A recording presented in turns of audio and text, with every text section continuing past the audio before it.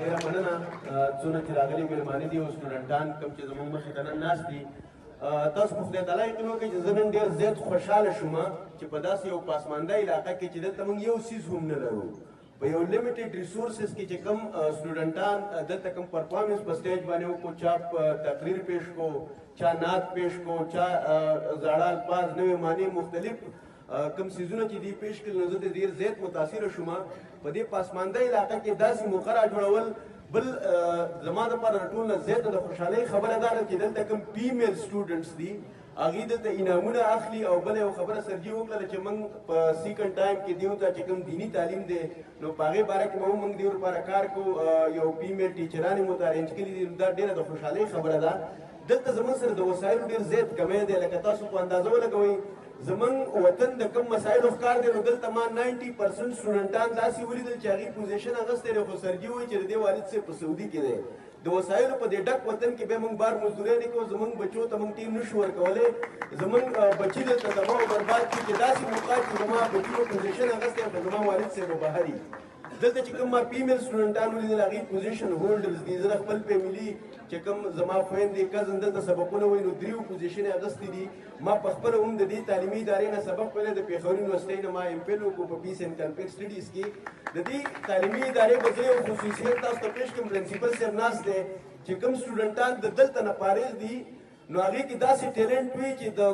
کوریکولم اکټیویټیز چې کوم کېږي نو ما په پېښور یونیورسټۍ کې سبق ویلی دی خو چې هلته به کوم ایونټ کېدو نو زه به پکې په ټاپ وم ځکه چې ما به هلته تقریر هم کولی شو خبره به هم کولی شوه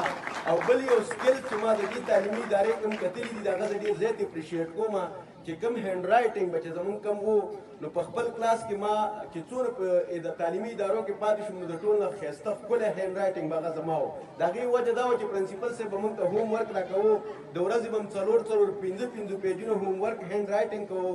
بل داسې یو سکلز یې په موږ کې ډیولپ کړي وو چې ما اوسه پورې چېرته راټه نه ده لګولې او هغه هم د دې تعلیمي ادارې کمال و چې کوم ځای کې به زه پاتې کېدم نو ما به خپل ځان خپل کنسپټ کلیر کړو لیکل به مې په خپل الفاظو کې کول نو هغه دا واحد تعلیمي اداره ده چې په ډېر لیمیټډ ریسورسز کې په ډېر کم وسایلو کې او په داسې یو پاسمانده علاقه کې دا داسې یو تعلیم معیاري تعلیم ماشومانو ته ورکوي چې زه ته ډېر زیات متاثره شوم په دې ټول پاکستان کې زه وګرځېدم د خلکو سره ډېر زیات وسایل ورسره دي پیسې دي ورسره بلډینګان دي ورسره خو داسې کوالټي ایجوکیشن نشي ورکولی بل ما تر ټولو زیات خفګان په دې خبره محسوس شو چې دلته د یو ماشوم پوزیشن اخیستی خو د هغه والد صاحب دلته موجود نه دی زما که نن زما مصروفیات وکړې وګورئ نو زه اوس روان یم اسلام آباد ته خو چې کله ماته اندازه وشوه نو ما دلته ځان را رسولی دی زه دلته ټیم ورکوم څونه چې والدین دلته ناست دي زه تاسو ته خواست کوم چې کوم ستاسو بچي دي هغه سبقونه وایي نو هغو له تاسو لږ ټیم ورکوئ په ماسخوتن کې څه ټیم ورسره تاسو ناسته کوئ ستاسو چې کوم تجربې دي کوم ستاسو سجیشن دي هغه ورته ورکوئ نو دا ماشومان به مخکې ځي څو پورې که موږ په خپله معاشره کې چینج راولو نو موږ به خپل راروان نسل ته معیاري تعلیم ورکوو ډېره مننه